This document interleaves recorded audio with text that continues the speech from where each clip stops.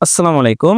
সুপ্রিয় ভূমি মালিকগণ, আপনারা সকলে অবগত আছেন যে বাংলাদেশের সর্বশেষ জরিপ বিডিএস জরিপ বাংলাদেশ ডিজিটাল সার্ভে ডিজিটাল প্রযুক্তি ব্যবহার করে বিডিএস জরিপ কার্যক্রম চলমান রয়েছে বাংলাদেশে। সুপ্রিয় দর্শক, ভূমি মন্ত্রণালয়ের পক্ষ থেকে ভূমি সচিব জানিয়েছেন ড্রোন উড়িয়ে করা হবে ভূমি জরিপ।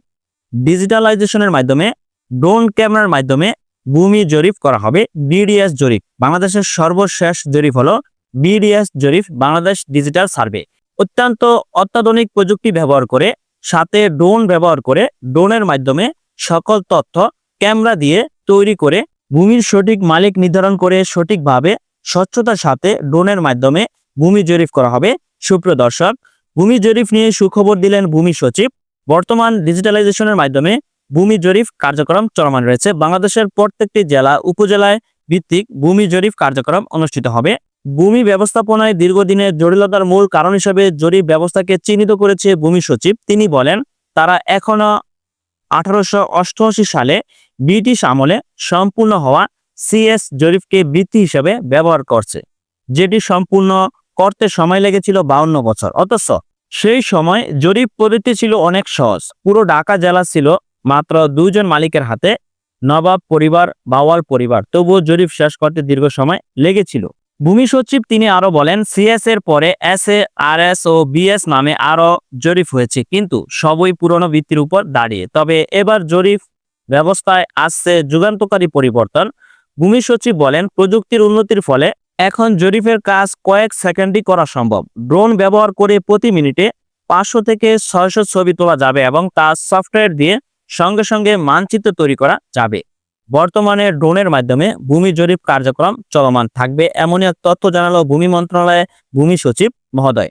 সুপ্রিয় দর্শক, ভূমি সেবাকে আধুনিক এবং সঠিক তথ্যের উপর ভিত্তি করে বিডিএস বা বাংলাদেশ ডিজিটাল জরিপ বাস্তবায়ন করার লক্ষ্যে ড্রোন ব্যবহার করা হবে। ড্রোন ক্যামেরার মাধ্যমে প্রতি মিনিটে 500 থেকে 600 ছবি তোলা যাবে এবং তা সফটওয়্যারের দিয়ে সঙ্গে সঙ্গে মানচিত্র তৈরি করা যাবে।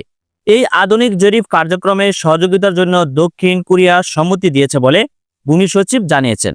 কোরিয়া এই প্রকল্পে 800 থেকে 900 মিলিয়ন মার্কিন ডলার সহায়তা দেবে, যা প্রাথমিক পর্যায়ে সম্পূর্ণ বিনা খরচে দেয়া হবে।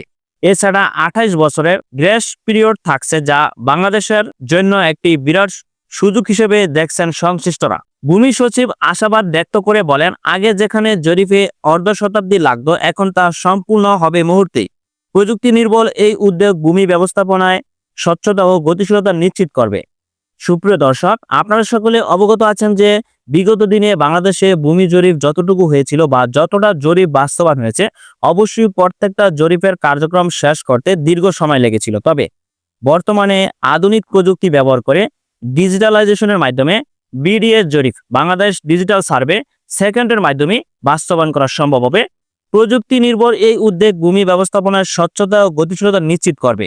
আপনারা সকলে অবগত আছেন যে ড্রোন ক্যামেরা ব্যবহার করে ভূমি মন্ত্রণালয়ের পক্ষ থেকে বিডিএস জরিপ বাস্তবায়ন করা হবে, যেটা সেকেন্ডের মাধ্যমে সঠিক এবং সত্য এবং সঠিক মালিকানা নির্ভর করে প্রযুক্তি ব্যবহার করে তারা এই বিডিএস জরিপ বাস্তবায়ন করতে পারবে। আশা করি আপনারা সকলে বুঝতে পারছেন। বর্তমানে ড্রোন ক্যামেরা ব্যবহার করে বিডিএস জরিপের কার্যক্রম চলমান থাকবে, এমনই এক তথ্য জানালো ভূমি মন্ত্রণালয়ের পক্ষ থেকে ভূমি সচিব মহোদয়। ধন্যবাদ সকলকে, ভালো থাকবেন, সুস্থ থাকবেন, আল্লাহ হাফেজ।